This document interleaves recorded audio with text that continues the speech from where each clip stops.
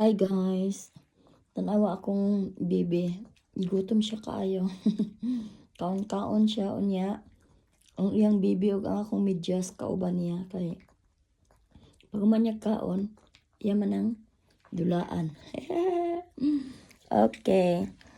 Guys, po tayo kuan karon balita sa ato ano nga sige na pugubot tungod aning admin ni Marcos. Sige ana lang pod og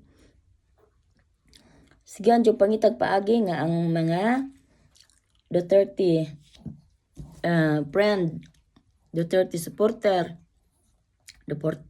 Duterte, tanang mga Duterte gusto niya pabagsakan. Pautaan ako guys, mapabagsak ba ka na niya, no? Nakadaghan sa mga Duterte. Ha? Butang na to. Karon si Bato, kaya lang ilang gigukod yun nila, ilang yung buhatan na nilag ko ano. Buhatan yun nilag sala, ilang yun ang buhatag paagi nga ilang makidnap, no? Hay, palagay lang nato nung makidnap nila si Bato. Unya, pag abot sa panahon, di ba di nakabalo sila? Buhay pa ba ka ng nagtungkoy-tungkoy na nga presidente karon? Kanang, kuan ba? Kanang, wala sila common sense ba, no? Sige lang, man na silang utok kay baliktad bang ilang utok.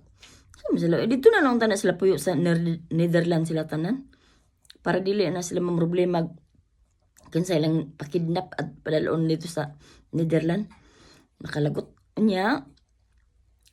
Nagrally na ang mga tao sa kay resultaan ni guys. Karon, tod kang Bato guys. Abrihan na nako ang akong YouTube. Mag-shout out na dyan ko sa inyo kanunay guys. Kaya kada adlaw na ko mag-post. Okay, thank you for watching. Bye!